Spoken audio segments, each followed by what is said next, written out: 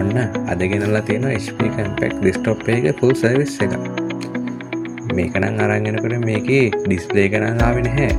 Customer හිතාගෙන ඇවිල්ලා තිබුණේ motherboard එක පිච්චිලා replace කරන්න වෙයි කියලා. ඒකට හේතුව තමයි එයා ගෙදරදී දෙතුන් පාරක් මේ RAM එකේම ගලවලා සුද්ධ කරලා ගහලා බලලා තිබුණා. ඒ display ඇවිල්ලා නැහැ. අපි පරීක්ෂා කරලා බලනකොට මේක ඉස්සරහා තියෙනවා airflow sensors. මොකද මේක branded computer එකක් නේ. ඉතින් මේ sensors සම්පූර්ණයෙන් dust එකකින්ද වැයලා ගිහලා. ඔයගොල්ලෝ දැක්කනේ. මේකේ තව තියෙනවා processor fan එකක් dust එක ගිහිල්ලා බදලා වගේ තමයි කරකෙන්නේ. ඒකත් එක හේතුවක් මේක on වෙන්නේ නැති වෙන්න.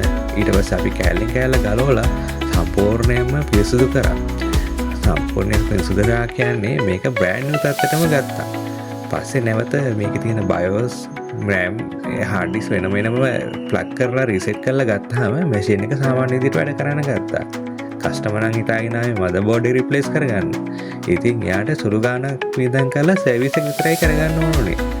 ඒකින්ද තමයි කියන්නේ machine එක අවුරුදු කමාරට service කරන්න. ගොඩාක් ඔයාලගේ මේ computers එකකින් පරිස්සම් කරගන්න පුළුවන්.